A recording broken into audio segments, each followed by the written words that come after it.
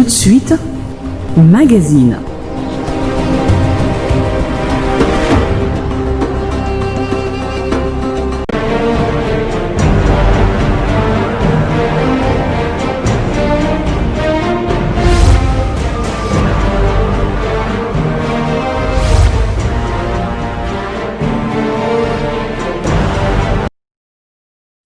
Très heureux de vous retrouver pour ce nouveau numéro, le tout premier de l'an 2021 de votre magazine Le Grand Plateau avec ma partenaire de toujours Félicie Tongwa, avec une thématique assez sensible, particulière, qui est au cœur de toutes les préoccupations dans tous les niveaux de la vie nationale et à travers le monde.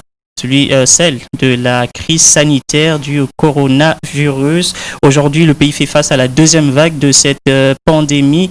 Des mesures drastiques ont été mises en place. Sont-elles efficaces? Y a-t-il espoir de venir à bout du virus? Quid du vaccin?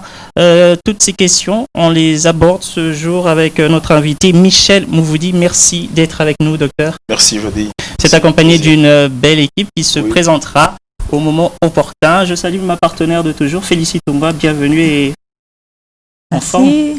Moi, je suis en forme aujourd'hui, mais c'est plutôt vos yeux qui m'inquiètent un peu. Ne t'inquiète pas, je suis très en forme, je respecte scrupuleusement les mesures Vous êtes aussi un porteur sain.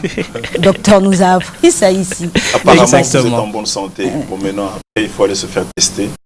Bon, tout à l'heure, juste après l'émission, je vous promets, on fera quand même un test. Juste après... on pourra aller ensemble aujourd'hui.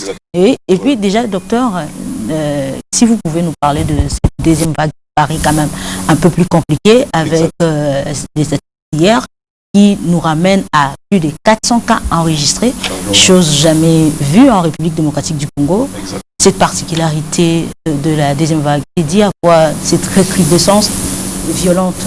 Ouais, voilà. D'abord, merci beaucoup, Madame. Merci beaucoup, Monsieur Jody, pour cette invitation. Je me permets de dire un grand merci aussi et saluer la présence ici de mon équipe.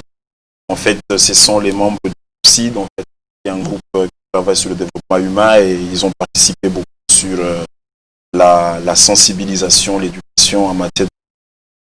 Vous savez, c'est un devoir collectif de pouvoir communiquer avec la population pour mettre fin à la propagation du coronavirus. Je félicite, je remercie les dames et les messieurs qui sont avec moi aujourd'hui. Alors, la deuxième vague, Madame Félicie, comme vous l'avez remarqué sur les statistiques, en fait, elle a commencé autour du mois d'octobre. Okay? Je fais un petit recul. Regardez, à la première vague, au mois de juillet, c'est là qu'on avait atteint le pic épidémique avec en moyenne 1100 cas. Et après, on a commencé une dépression, mais après, octobre, on est reparti. Aujourd'hui, on a quand même une deuxième vague, caractérisée notamment par une propagation très fulminante, je crois, du virus. Vous voyez le nombre journalier moyen est très élevé. Ça, c'est le premier élément. On mentionne déjà plus de 400 cas uniquement là, pour la journée, le jour d'hier. Et deuxièmement, vous avez quand même une mortalité élevée. En termes de nombre, mais aussi le taux est parti de 2,5 on était avant et on est aujourd'hui autour de 3,3. Donc on est cinquième au classement, ce qui est assez inquiétant. Et troisième élément, que si vous regardez très bien, il y a un phénomène assez particulier, c'est la question de voyageurs. On a constaté justement qu'en instaurant le test voyageur, nous avons de plus en plus de cas qu'on détecte lorsque les gens vont voyager. Ça veut dire en fait, il s'agit des personnes qui étaient asymptomatiques, qui ne présentaient aucun signe. C'est quand on veut voyager qu'on se rend compte qu'on avait le virus. Donc ceci confirme ce que je vous avais dit, en fait, qu'on avait potentiellement une circulation du virus à bas bruit. Et le quatrième élément, c'est qu'en fait, maintenant, on a commencé à avoir aussi des virus qui entrent. Okay? Le Congo-Brazzaville, la France et la Belgique constituent les trois pays qui ont plus donné des cas voyageurs ici, en termes d'entrée. Et on a constaté en moyenne, depuis qu'on a levé l'état d'urgence, presque 136 cas importés de l'extérieur, alors qu'on n'en avait pas lorsqu'on avait justement fermé les frontières. C'est vous dire encore une fois de plus, on est dans un contexte très perturbé en termes de situation sanitaire et quand vous regardez maintenant le contexte mondial, il est aussi encore plus perturbé qu'avant, notamment avec la présence d'un germe mutant, la question du choc économique que cela emmène, parce qu'on commence encore à reconfiner certaines économies mondiales. Vous voyez, plusieurs pays qui ont de l'influence sur les économies africaines commencent à confiner, et ça c'est très dangereux. Wuhan par exemple, on apprend que Wuhan a été confiné à une partie. 5 millions de gens ont été mis en confinement parce qu'on a constaté justement une reprise des cas. Donc, ceci nous perturbe en tant que médecin de santé publique. Et je crois oui, docteur, le constat que vous avez établi tout à l'heure, vous dites que la deuxième vague, sa particularité, qu'il y a propagation rapide du virus. Est-ce qu'on peut comparer la situation de la RDC aujourd'hui avec la situation de la Grande-Bretagne où on parle d'une variante, d'un nouveau, je sais pas, virus, coronavirus de la Grande-Bretagne qui se propage rapidement par rapport à d'autres variantes. Est-ce qu'ici, en République démocratique du Congo, nous pouvons déjà dire qu'il y a cette variante-là ici? Alors, je vais disséquer votre question en trois pour justement que la population qui me suit comprenne. Premièrement, c'est que les pays comme la Grande-Bretagne, les pays développés, appelons-les ici, ont des systèmes de détection très avancés. Et je l'avais mentionné ici. Lorsque nous parlons de 20 000 cas, lorsque nous parlons de 400 cas, ce n'est pas forcément ce qui existe. Il y a potentiellement d'autres cas qui circulent, mais qu'on ne détecte pas. Moi, je le dis, je le dis. Il y a potentiellement plus que ça. Parce que, simplement, nous n'avons pas de dispositifs de dépistage très bien déployés. Okay? Dans d'autres pays, on fait du dépistage de masse. Nous, on ne le fait pas. D'accord? Ça, c'est le premier élément. Donc, ça, c'est très important de le savoir. Deuxième élément, ces pays ont des systèmes qui permettent à ce qu'on détecte ces genres de variations. Ok, ça, c'est le germe mutant. Les capacités de laboratoire aujourd'hui ne sont pas assez aiguisées pour qu'on arrive à dire, ah voilà, on a détecté un germe. On n'a pas ce système-là, encore une fois de plus. Ça veut dire quoi? Ça veut dire qu'on peut l'avoir, ok, sans l'avoir vu. Parce que si vous comprenez la nuance. Donc, le virus est là, il circule, mais nous n'avons pas ces capacités de détection. Et donc, ça peut expliquer justement qu'on se dise, ah, potentiellement, c'est ce germe mutant. Mais de l'autre côté, n'oubliez pas que d'une manière ou d'une autre, nous sommes en relation avec ces pays où on a trouvé le germe mutant. Je vous donne une information, madame, c'est qu'en fait, aujourd'hui, 3 pays ont infecté le plus la RDC, okay, en termes de germes qui entrent. C'est la France, c'est la Belgique et c'est le Congo-Brazzaville. Mais quand vous regardez la France et la Belgique, ben, ces pays sont continuellement en contact avec des pays où il y a des germes. Donc ça veut dire en fait qu'on a aussi des Congolais qui viennent de Londres, on a des Congolais qui viennent de la Belgique mais qui étaient hier à Londres. Vous comprenez qu'on n'est pas en fait à l'abri d'être contaminé par ce germe. Ça c'est le deuxième élément. Oui. Et le troisième élément, je crois que on ne peut pas s'isoler du contexte mondial qui est en train de s'effriter. Et c'est comme ça qu'il est important, par rapport à la question que vous posez, qu'il y ait des mesures de protection au niveau des frontières, ce qu'on appelle l'hygiène aux frontières, soit renforcée. C'est là que je veux en venir, parce que la Covid-19, si on peut dire, la première vague était importée, mais cette fois-ci, si on continue à recevoir, c'est que fait l'équipe de la riposte, que fait l'équipe de la riposte à ce jour pour que nous continuions à accuser quand même de cas, à recevoir des cas extérieurs qui viennent contaminer la Alors, ce qu'il faut savoir, c'est que partant, la première vague n'était pas finie. La première vague a eu juste une certaine diminution. Ça veut dire qu'il y avait encore des cas résiduels. Ça veut dire que la contamination locale continuait. Sur cette contamination locale, on pouvait avoir un nombre qui augmente. Surtout que... Mais on allait déjà en maîtrisant la première vague. Surtout que les mesures barrières, en tout cas, quand on a levé l'état d'urgence, j'étais encore avec vous, je vous ai dit, il y a eu un message qui n'a pas été bien compris. Quand on a levé l'état d'urgence, les gens croyaient que la maladie est terminée. Les boîtes de nuit ont explosé. On a supprimé les lavages de mains. C'était fini. En tout cas, quand moi je sortais, je me disais, l'annonce a été perçue comme étant la maladie est finie. C'est comme ça que je pense que la contamination locale déjà était fouettée à ce moment-là. Parce qu'on a tout relâché. C'est un problème et ça, c'est une responsabilité partagée à la fois par les experts, mais aussi par la population qui croyait que c'était fini. D'où l'intérêt de communiquer correctement et de mettre en place des mesures d'encadrement, parce que lorsque le chef de l'État levait l'état d'urgence, il a annoncé les mesures d'encadrement. Attention, cela ne veut pas dire que la maladie est terminée. On continue, les gens n'ont pas compris. On n'a pas eu une bonne gouvernance en termes d'application des mesures. Et c'est le premier élément. Maintenant, le deuxième élément, oui, que l'on compte des cas qui sont entrés en RDC, mais qui sont importés, ça, c'est une question qui doit nous faire réfléchir. Ça veut dire quelque part, nos services aux frontières ne marchent pas bien. Okay? C'est vrai qu'il y a beaucoup de défis à relever sur cette question de surveillance hospitalière, notamment comment il faut avoir des équipes qui travaillent en permanence, des outils de contrôle, ainsi de suite. Mais ça veut dire tout simplement qu'il y a des failles, il y a des pertuis, il y a des ports par lesquels justement ces virus entrent. Donc là, c'est l'occasion pour moi de demander qu'on renforce la surveillance transfrontalière. Aujourd'hui, on parle encore face à cette deuxième vague, notamment c'est qu'a écoulé encre et salive, le couvre-feu de 21h à 5h. La population ne comprend pas cette mesure. Elle pense que voilà, on restreint son temps d'activité, ça vient encore nuire à beaucoup d'activités. Quelle est l'importance du couvre-feu? Et la fermeture des écoles aussi, docteur, parce qu'il faut dire, nous sommes à l'EPST, le ministre est pointé du doigt nuit et jour. On pense que c'est une farce. Hein, je le disais tantôt, on pense qu'il y a une farce de fermer les écoles, les enfants doivent aller à l'école et le ministère est quand même visé. On accuse le ministère de beaucoup de choses. Vous, en tant que médecin, expert, et vous pouvez nous dire c'est quoi aujourd'hui l'avantage des écoles, de couvre-feu? Qu'est-ce que ça apporte? Je commence par la question de c'est la première. Le couvre-feu, si vous avez bien regardé à travers le monde, ça n'a pas été appliqué qu'en RDC. C'est une décision qui a été prise dans beaucoup. Ce que vous devez savoir, c'est que pourquoi justement on veut contrôler les activités de nuit. Je préfère qu'on les appelle comme ça.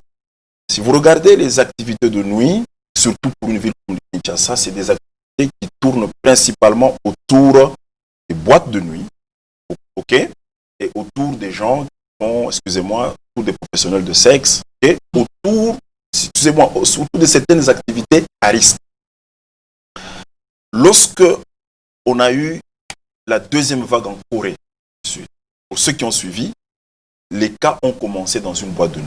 En fait, en réalité, c'est que quand vous regardez, je ne sais pas si vous avez déjà été dans une boîte de nuit, moi je l'ai été une fois dans ma vie et j'ai juré. Moi jamais. En tout cas, très longtemps. J'étais à Kisangani et j'ai dit, je n'irai plus jamais, ça fait maintenant 12 ou 13 ans, je n'y mettrai jamais mon pied. Quand vous arrivez dans ces milieux, c'est une promiscuité incroyable. Ok? Incroyable. Vous n'allez pas en tout cas entrer dans une boîte de nuit et garder le masque. Ça, je vous. Deuxièmement, c'est des endroits où l'exercice de l'alcool est au top. Comme M. Jody, lorsque vous êtes ivre d'alcool, la première des choses que vous allez faire, c'est jeter le masque et commencer justement à injurier l'équipe de riposte. Là, ça va suivre juste après, vous commencez à dire, voilà, c'est con et tout ça. Et donc, du coup, ces activités de nuit qui sont à risque, qui sont peu contrôlées, comprenez, entraînent justement une propagation forte du virus. On l'a vu dans beaucoup de pays, donc c'est sur des études qu'on est parti, comprenez. Mais surtout, quelle est la population qui fréquente ces gens? Ce sont les jeunes. En tout cas, ce sont les jeunes. Après la boîte de nuit, ils rentrent à la maison. Après la boîte de nuit, il va à l'université. Après la boîte de nuit, il va à la dévotion matinale, parce qu'on en connaît qui sont perdus. Après la boîte de nuit, il est pasteur, il va prier pour les gens. Et donc, du coup, en fait, on a un réseau actif qui puise le virus la nuit. Et le matin, vous ne vous imaginez pas ce que vous récupérez. Comprenez? Donc, en réduisant ces activités de nuit, qui sont peu contrôlées, parce que personne ne sait venir à 1h du matin vérifier que les gens ont les masques, ainsi de suite. Mais aussi, surtout que ces activités de nuit sont couplées à des intoxications alcooliques, à la délinquance et aux activités vraiment dangereuses, vous comprenez pourquoi il faut mettre en place ce couvre-feu-là. Donc, et pour répondre à quelqu'un qui me disait, donc ça veut dire que le virus ne circule pas avant 21h, non. Si vous mettez le couvre-feu, cela ne veut pas dire abandon du reste. Le couvre-feu, c'est une mesure entre autres. Vous me faites comprendre. Vous devez continuer à mettre le masque. Vous devez continuer à vous laver les mains. Mais la nuit, on intensifie un certain nombre de contrôles sur des activités à risque par ces activités. Moi, je ne connais pas une boîte de nuit. D'ailleurs, on le dit. Boîte de nuit. Vous allez en arriver à la question de Félicie, vous ne l'oubliez pas. Non. Je veux juste préciser, justement, vous parlez de... C'est peut-être pour l'heure. Le soir, peut-être pour fermer et tout ça. Mais à 7 heures, c'est parce que vous n'y entrez plus, ça fait 12-13 ans. Aujourd'hui, si on fait un tour, vous allez voir que ces boîtes de nuit sont ouvertes. Exactement. Elles fonctionnent normalement. C'est votre expérience. C'est qu'on a appris. C'est votre expérience. Il est déjà 14h, mais c'est plein. Alors, 14h, 15h, c'est plein. Oui. Comme la nuit. Monsieur Jody. Où est la différence? Non, c'est ça le problème. C'est que les gens pensent que lorsque nous édictons une mesure, c'est comme un médecin qui vous dit ne prenez plus de l'alcool, vous allez avoir un problème avec votre poids. Mais vous vous cachez dans votre chambre, vous prenez de l'alcool. En tout cas, l'alcool va entrer dans la bouche. L'alcool ne va pas dire non, on t'a dit que je ne dois pas entrer dans ta bouche. On est médecin de santé publique, nous vous prescrivons des conseils. C'est comme on vous dit, ne fumez pas, vous allez avoir un cancer du poumon. Mais vous pouvez continuer à fumer. Mais tôt ou tard, vous allez avoir le cancer du poumon, vous allez mourir. Lorsque nous vous disons qu'il ne faut pas faire ça, d'accord? C'est pour vous. Donc ces personnes qui se cachent, se trompent. Moi, je suis médecin. Je soigne des malades, monsieur Jo. Je vois comment les gens meurent. Je ne vous parle pas de la télévision. Je suis là, je prends mon téléphone. Docteur, le malade XY, oui, il vient de mourir. Je sonne, docteur, vous savez, oui, c'est fini. Je vois ça. Potentiellement, il y a des gens qui ne voient pas. Donc, vous comprenez. Ça veut dire que vous avez quand même une responsabilité de votre santé. Il y a des choses qu'on arrête de faire à un moment donné dans la vie parce que vous menacez votre vie et derrière vous, une femme et des orphelins. Si vous comprenez, c'est que les Kinois doivent saisir ce niveau de responsabilité. Il ne s'agit pas de vous empêcher à boire votre whisky. Il ne s'agit pas de vous empêcher à danser. Il s'agit de vous préserver. Ça, c'est un. Deux, tout ce que vous voyez n'est que mauvaise gouvernance. Dans d'autres pays, cette boîte dont vous parlez est fermée, le propriétaire est traduit en justice. C'est une violation flagrante, à ciel ouvert, permettez-moi le terme, d'une réglementation. Comment ces gens peuvent ouvrir alors qu'on a la police? Comment ces gens peuvent ouvrir alors qu'on a une inspection générale, des inspections générales provinciales de la santé? Où sont les autorités à ce moment-là? Moi, je suis bourgmestre, je suis maire de la ville, je suis vice-gouverneur, je suis gouverneur, je suis ministre de ceci, de cela. Quand je vois ça, qu'est-ce que je fais? C'est une responsabilité partagée. Les gens pensent que ouais, il faut attendre que le président mais après, dise. C'est important ça. Ça veut dire que la population doit s'approprier ces mesures. Passer ce moment, nous allons revenir à une vie normale. Mais si on ne le fait pas, nous allons y revenir avec la moitié des gens dans la famille. Et ça, ce qu'on ne veut pas. C'est notre rôle d'éviter ça. Oui, les élèves sont déjà... le ministère, ils ont pris une décision. Ils sont tirés. Vous voulez que... Par moment, les policiers ont peur les politiciens ont peur de prendre des décisions. Déjà, je vous ai dit tout à l'heure, le ministère... Oui. Je reviens à votre deuxième question. Je sais pas, monsieur Jody, vous m'avez compris. C'est une question de responsabilité. Donc, je voudrais juste que les gens comprennent que nous sommes d'abord responsables de notre santé nous-mêmes. Ma santé à moi, docteur Michel Mouvoudi, le premier responsable, c'est moi. C'est pas vous, c'est pas quelqu'un d'autre. Après, si je me porte bien, collectivement, je vous protège aussi. Peut-on dire que c'est à ce niveau de responsabilité qu'on n'arrive pas à bien communiquer? Alors, parce que la communication est faite. Il y a deux choses, monsieur. Elle est mal faite ou... Non, elle n'est pas... En fait, il y a deux choses. Trois. Première chose, c'est que lorsque vous communiquez sur une mesure, c'est une chose. Son application en est une autre. Partout au monde. Hein. Partout au monde. Lisez l'histoire du monde, il y a toujours ce qu'on dit, ce que les gens font. C'est pas toujours matchable. Ça veut dire, c'est pas toujours ce qu'on a dit, c'est ce qu'on fait. Y compris même dans la religion. Pourquoi aujourd'hui on continue encore à créer des églises, on continue à prier chaque dimanche, alors que nous savons qu'il y a 2000 ans, on vous a dit de ne pas voler. Vous comprenez? Ça, c'est important. Pour moi, chaque fois que vous édictez des mesures, retenez qu'il faut un suivi pour que les gens l'appliquent. C'est le premier élément. Le deuxième élément, il faut absolument continuer la sensibilisation. C'est là où je félicite EduTV, le travail que vous faites. Moi, aujourd'hui, quand j'ouvre les chaînes chez moi à la maison, je ferme. Pourquoi? C'est revenu sous les publicités de la SCOL, les publicités des hôtels. Vous ne sentez plus les médias engagés dans la lutte contre en RDC. En fait, on devrait carrément, dans une situation comme celle-ci, où les gens meurent, en tout cas, on pouvait demander aux chaînes de prendre leur programme et de les basculer à majorité sur cette question. Mais vous ne voyez pas ça. Vous ouvrez, c'est un concert qui a commencé depuis 8 heures et qui se termine à 14 heures. C'est comme s'il n'y a que ça sur cette chaîne. C'est aussi un engagement, c'est aussi une façon de participer. Quand on parle de l'équipe de riposte, c'est aussi vous que vous faites. C'était pas de l'équipe de riposte, comprenez. C'est le deuxième élément. Troisième élément, il faut sanctionner les récalcitrants.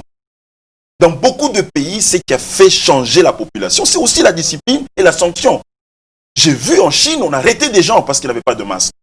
J'ai vu des pays, oui, et des amendes vous payez. Et quand les gens voient ça, les gens ont peur. C'est là où j'ai dit, c'est une question de gouvernance. Oui, docteur, la fermeture des écoles. Que ce soit le chef de l'État qui va descendre pour dire aux gens, mettez le masque. Nous avons des services déconcentrés, décentralisés, qui doivent aider à ce qu'on applique tout cela. Docteur, aujourd'hui, l'importance de la fermeture des écoles. Et c'est important. Justement, je voulais puiser avec M. Jody. Alors, les écoles sont importantes. Moi-même, je suis passionné de l'éducation. Je me bats beaucoup pour l'éducation. Le groupe site que vous voyez, nous avons tout un programme qui s'appelle J'ai mon école. On s'y investit vraiment chaque fois qu'on a l'occasion. Pour nous, le capital humain, c'est l'éducation, les générations. Et moi, je vous dis, je suis parmi ceux-là qui pleurent.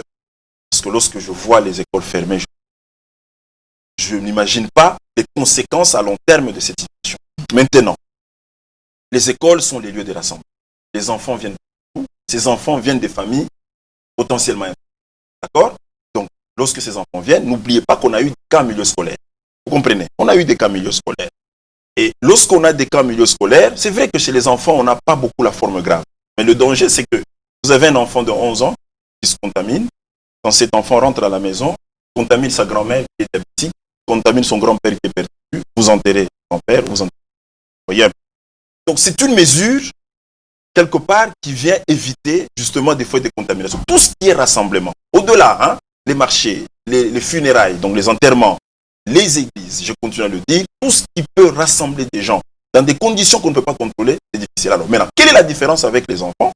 C'est qu'en fait, à un adulte, on peut demander de mettre le masque, il sait mettre le masque. Mais un enfant, lorsqu'il se jette dans la poussière à la récréation, en tout cas, il n'est pas facile. Moi, j'ai vu dans les écoles, ben, ce n'est pas évident de courir derrière les enfants pour remettre le masque. Parce que pour les enfants, ben, on s'amuse. Vous voyez, donc, le potentiel de contrôle d'un enfant n'est pas le même que chez l'adulte. Moi, je peux garder mon masque, je sais l'enlever à des moments précis, mais un enfant, c'est difficile d'assurer le contrôle en milieu scolaire parce que les enfants se mettent à jouer. Vous comprenez un peu ça, vous connaissez l'école. Alors, pour moi, c'est quand même une façon de protéger. Maintenant, ce qu'il faut faire, et je suis d'accord que vous discutiez en profondeur de manière holistique avec les PSP pour voir comment on peut le faire. Il y a eu des tentatives de reprise dans beaucoup de pays. Ok, on va essayer de séparer les classes, on va essayer de veiller à ce que les enfants puissent garder le masque, il n'y a pas de récréation. Aussitôt fini, les enfants peuvent partir. Il faut étudier ça. Il y en a qui ont commencé, j'ai vu qu'il y a des tentatives sur les cours en ligne, avec tout ce défi de connexion, l'accès à l'Internet. Ça va être pas facile.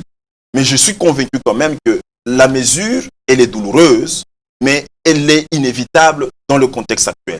Ce qu'il faut faire, c'est à nous les adultes, à nous les acteurs, d'accélérer la prévention, d'accélérer la lutte contre la propagation pour que demain, le plus tôt possible, que l'école reprenne. Les gens me posent la question, quand est-ce qu'on va ouvrir les églises? Quand est-ce qu'on va ouvrir les écoles? Je dis non, ça dépend de nous. Si nous sommes rigoureux, ben nous allons justement créer un cadre qui montre que non, on peut reprendre. La reprise ne sera que conséquence de notre autoresponsabilité. La reprise ne sera pas un miracle comme ça. On dit, oh, mes chers amis, il paraît qu'il n'y a plus de Covid, allons-y maintenant là où on devrait aller comme d'habitude. Non, ça va être l'effort des gestes barrières, l'effort de suivre ce que vous êtes en train de dire ici. Et c'est comme ça que j'assiste. Merci, docteur. Ceux qui nous suivent à la maison ont très bien suivi. Ici, la responsabilité nous incombe à nous aussi pour que demain, nous revoyons encore notre société vivre normalement. Mais nous allons aussi faire participer nos amis de CID et assurément, vous faites partie de la population, on a des médecins et déjà, et assurément, il y a des questions que vous voudrez aujourd'hui dans ces circonstances, dans ces cadres, pour poser au docteur, au vu de tout ce qu'il a dit, des questions peut-être aussi si bien scientifiques qui vous dépassent, qui me dépassent, qui dépassent la population. Je sais pas, je commencerai, on dit la charité bien ordonnée commence par soi, je commencerai par la dame, bien sûr. Docteur Kapinga, s'il vous plaît. Une question... Ça va passer? Oui, je vous en prie, docteur. Merci madame, merci docteur Michel pour cette sensibilisation. Ma question est celle de savoir si un patient, un ancien cas de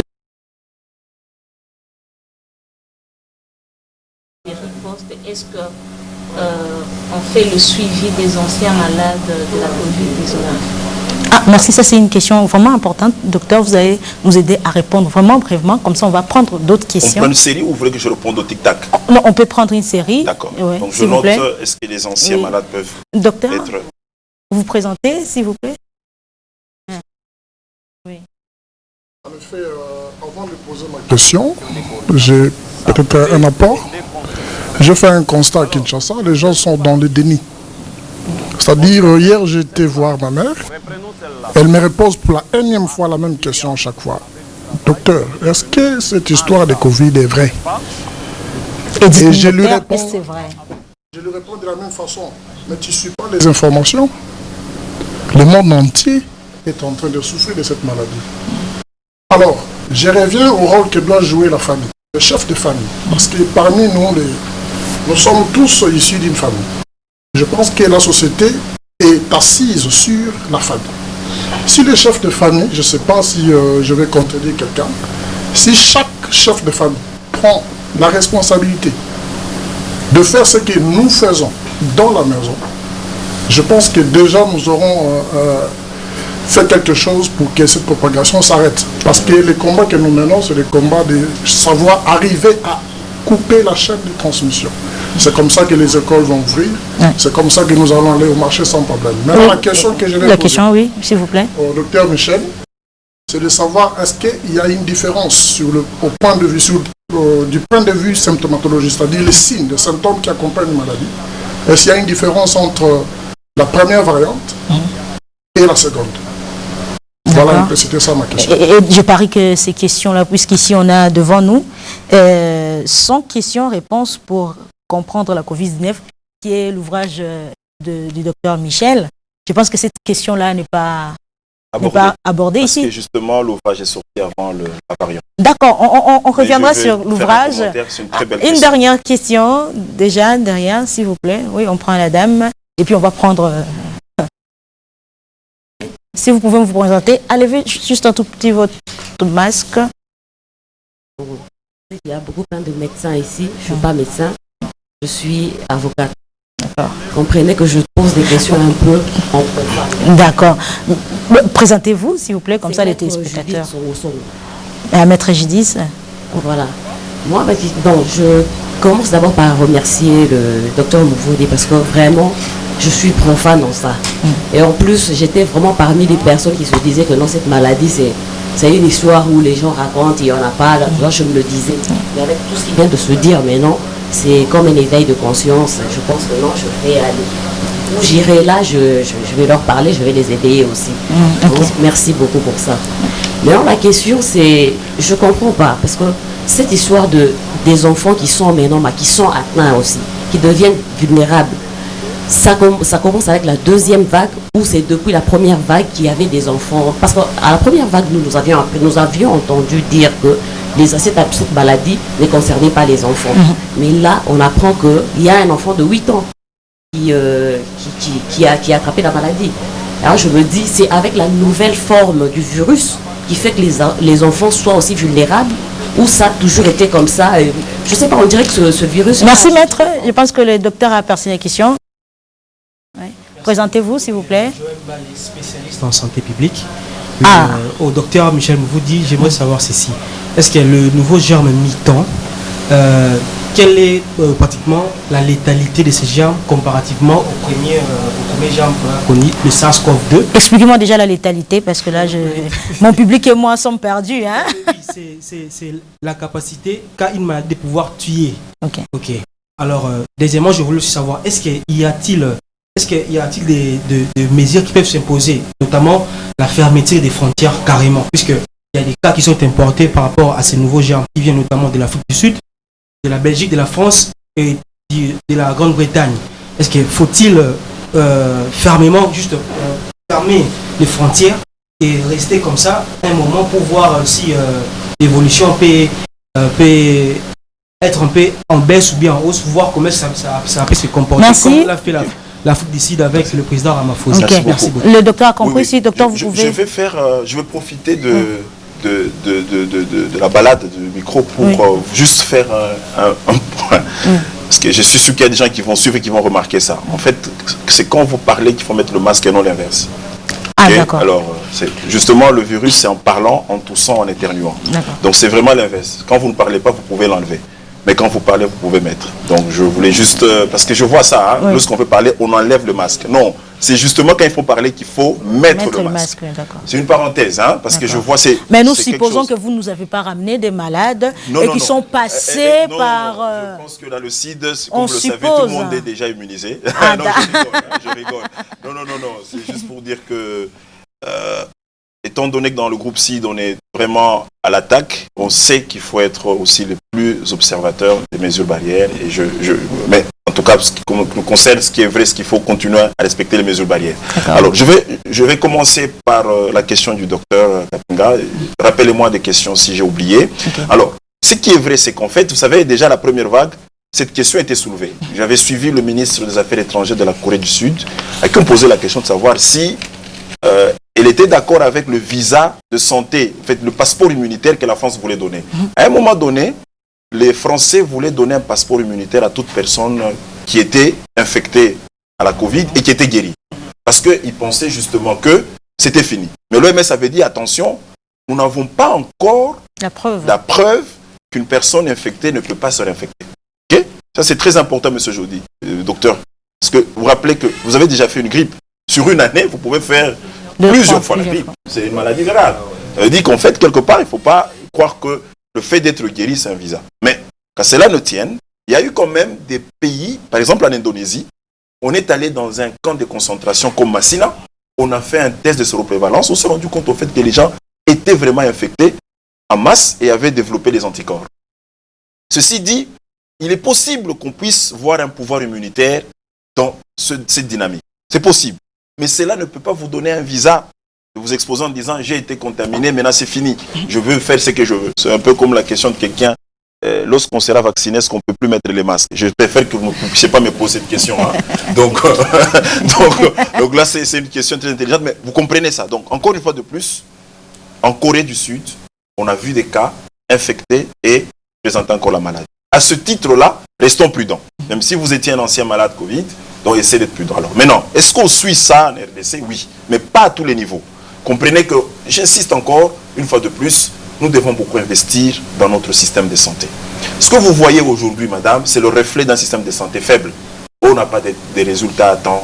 Non, on ne sait pas prendre en charge les cas de réanimation, ainsi de suite. Ce n'est pas aujourd'hui qu'il faut le voir. Nous, on le voit chaque jour. C'est comme ça qu'on demande à ce qu'on soutienne, qu'on finance suffisamment notre système de santé. C'est très important. Alors, je vais combiner les deux questions sur la symptomatologie, qu'est-ce qu'on fait avec la variante. Alors, je dois être très sincère, c'est mon habitude d'être très humble quand je ne connais pas. Je ne suis pas encore beaucoup documenté sur la variante.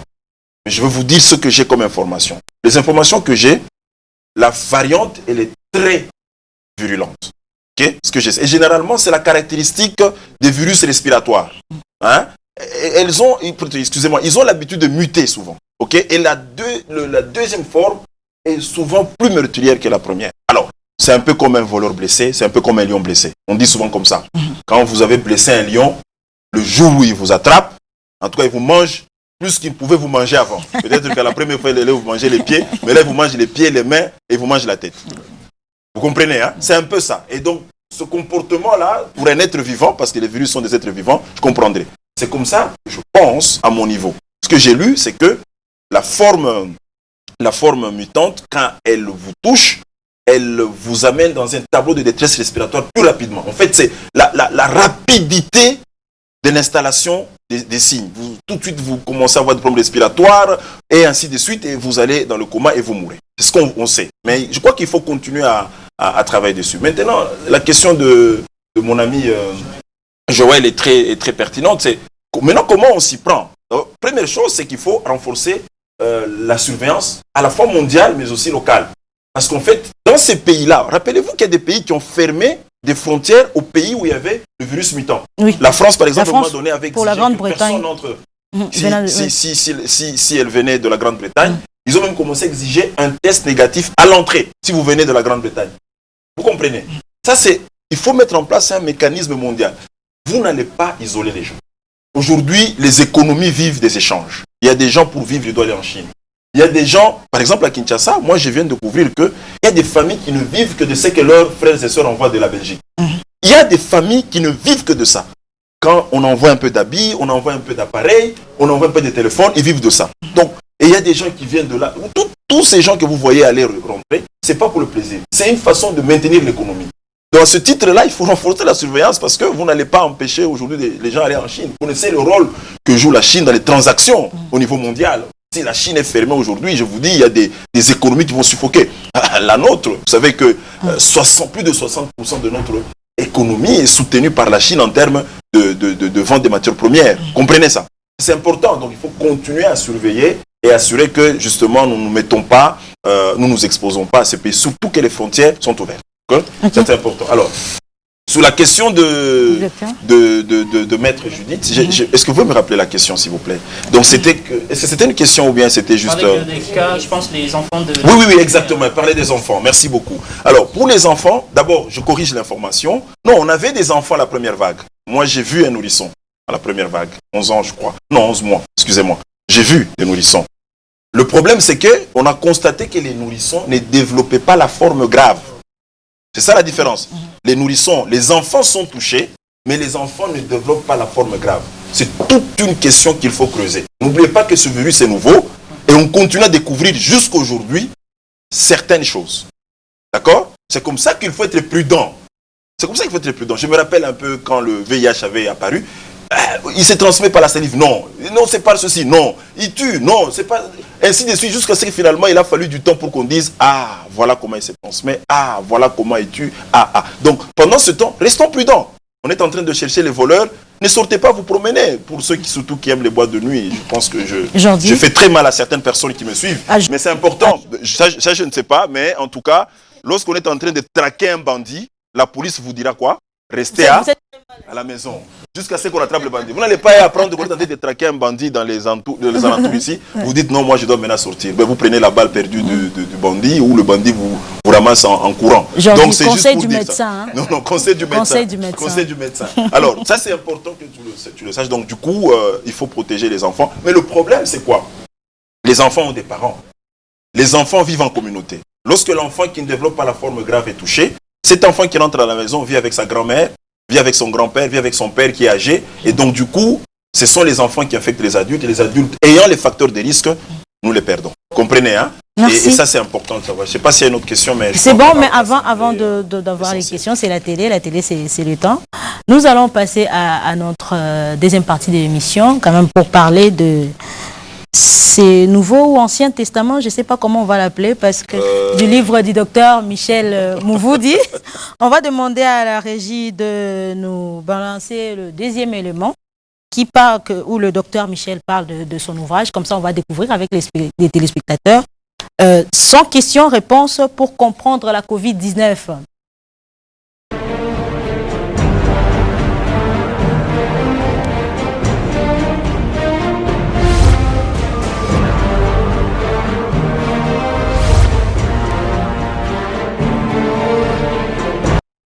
L'ouvrage que j'ai écrit et qui est traduit dans les 4 langues nationales s'articule autour de 3 piliers. Primo, c'est d'abord expliquer les notions élémentaires sur la Covid-19, comment on l'attrape, comment on l'évite, quel est le rôle de la médecine traditionnelle, quel est le traitement qu'on applique en RDC, pourquoi des guérisons, pourquoi des décès. Et donc, vous avez une première partie qui vous donne les éléments de base sur la maladie. Secundo, j'explique le montage institutionnel de la lutte contre la Covid-19 en RDC. Comme vous le savez, il n'y a aucun pays qui avait le même modèle de lutte. Et même les modèles de lutte au sein de pays ont changé.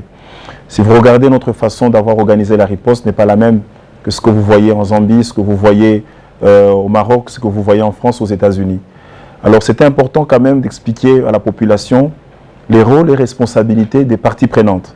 Donc c'est important de savoir que fait l'INRB, que fait le secrétariat technique, que fait la task force, que fait la zone de santé, que fait le gouverneur, que fait un partenaire X au développement. Tertio, j'ai partagé mon expérience. En tant que médecin impliqué dans la lutte contre la Covid-19 en RDC, j'ai d'abord eu des malades que j'ai soignés. Mais aussi, je me suis livré à plusieurs questions. Je me suis livré à communiquer pour justement redonner espoir à la population. Et donc, je partage l'expérience parce que la Covid-19 nous enseigne beaucoup de choses. Nous enseigne par exemple qu'il faut beaucoup investir dans notre système de santé. La pandémie à la Covid-19 est loin d'être finie, d'où l'importance pour chaque Congolais de se procurer ce livre.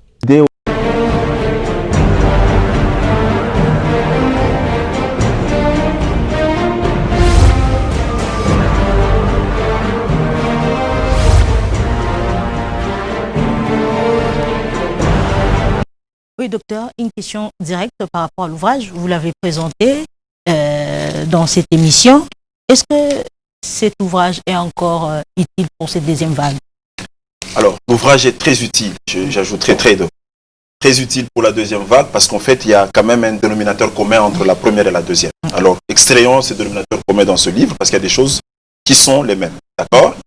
Mais là où je suis justement en train de travailler sur une deuxième version, ce sont des questions des leurs qui n'étaient pas aussi accentuées à la première vague, notamment la question de la vaccination qui revient, la question des mutants, des virus mutants, la question aussi de la manière dont la population commence à s'engager. Je peux vous dire la vérité, c'est que quand je vois comment la population se comportait à la première vague, et maintenant, on sent quand même si on a encore des défis, il y a une prise de conscience qui augmente, mais aussi la question de responsabilité partagée que nous avons autour de la lutte contre cette maladie, mais aussi tout le travail, notamment de recherche locale.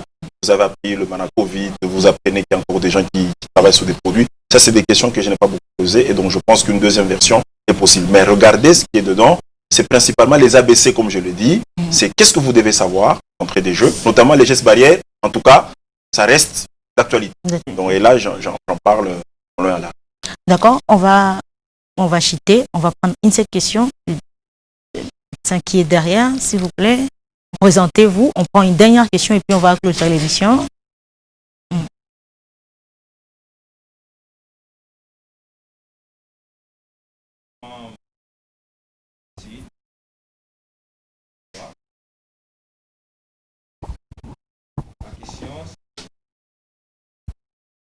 Je voulais savoir des températures. Est-ce qu'il y a des risques? Parfois, on vous pointe comme une arme là, au front. Est-ce qu'il y a des risques pour ça? Et puis, quelle est l'importance de ça? Est-ce que c'est uniquement pour cette maladie à Covid ou c'est pour d'autres maladies aussi? Quelqu'un peut présenter des symptômes, il a la malaria, mais il fait par exemple température 40. Est-ce qu'on peut conclure directement qu'il a, il présente cette pandémie de Covid? Oui. Merci, docteur. Alors, très rapidement, parmi les signes de la Covid-19, vous avez la fièvre. D'accord? La fièvre, c'est un signe qui apparaît, mais la fièvre n'est pas seulement dans la Covid-19. Vous avez la fièvre dans la malaria et dans d'autres grippes. Vous avez la fièvre dans la tuberculose, ainsi de suite. Donc, en prenant la température, d'abord, je voulais dire à l'ingénieur bourgeois qu'il n'y a aucun risque si on prend normalement cette température. Il faut juste éviter qu'on vous touche. En principe, c'est comme ça qu'on utilise ce qu'on appelle les thermoflash, parce que les toucher peut aussi être une source de contamination. Mais il faut savoir que lorsque vous avez une température élevée, ça ne dit pas que vous avez la Covid-19. Vous êtes juste un suspect. D'accord? Il faut pousser les examens pour s'assurer qu'il s'agit réellement de la Covid-19 ou d'autre chose. Donc, je crois qu'il faut vous soumettre à cet exercice qui est juste un exercice de surveillance. Oui, docteur, nous atterrissons dans notre émission, mais nous vous donnons quand même une opportunité de recommander votre livre pour cette deuxième vague, si elle est encore utile. Alors, d'abord, moi, ma grande recommandation, c'est d'abord le livre, comme un prescrit, okay, comme un didactique, comme un outil didactique, comme un ensemble de conseils. D'accord? C'est pas un livre où je raconte ma vie, où je parle d'un policier qui a failli tuer un voleur. Non. Je vous donne là une ordonnance. En fait, je peux même l'appeler ordonnance sans question-réponse pour comprendre la Covid-19. En réalité, c'est une prescription des pratiques qu'il faut adopter pour éviter la propagation du coronavirus. Donc, je vous conseille de lire ce livre et surtout qu'il est traduit dans les 4 langues nationales. Okay. Vous l'avez en Swahili, en Tshilwa, en Kikongo et en Lingala, donc tout le monde peut lire. Et deuxièmement, je voudrais ici appeler notre population à une vigilance et au respect des mesures qui ont été dictées par le chef de l'État dans son discours. C'est important que nous puissions être préventifs. Donc tout ce qui a été dit, c'est pour notre santé et nous n'allons pas vaincre cette pandémie si collectivement nous ne prenons pas conscience de sa gravité. C'est là où j'invite toute la population à respecter les mesures barrières et à suivre les conseils que nous donnons à travers les différents outils de communication. Merci d'avoir accepté notre invitation, Dr Michel Mouvoudi. Et merci aux amis d'ICID qui ont eu à participer dans cette émission. Et j'ai dit merci à mon partenaire, Jordi Kingawe. Je vous salue quand même parce que vraiment, nous disons merci. La suite au prochain numéro avec le même plaisir. Nous espérons que l'équipe CID et le docteur Michel Mouvoudi reviendra encore vers nous pour nous éclairer un peu plus avec un peu plus de précision sur cette deuxième vague. Et nous vous disons à la maison, protégez-vous, respectez les mesures barrières. Et surtout, si vous ne comprenez pas la Covid-19 jusqu'à ce jour, procurez-vous cet ouvrage et ça vous fera beaucoup du bien. La suite au prochain numéro avec le même plaisir. Merci.